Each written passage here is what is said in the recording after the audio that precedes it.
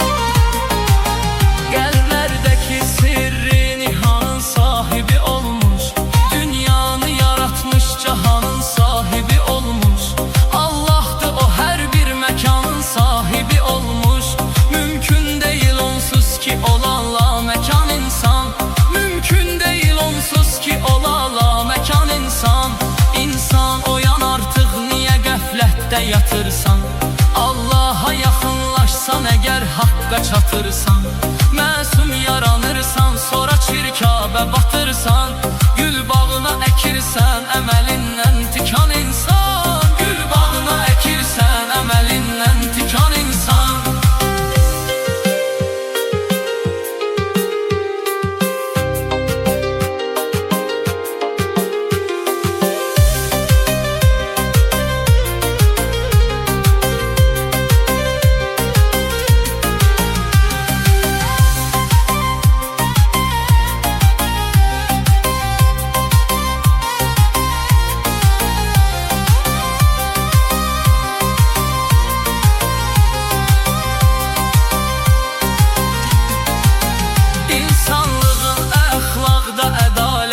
Bilinəcək, hətta əl açıqlıqda səxavət də bilinəcək.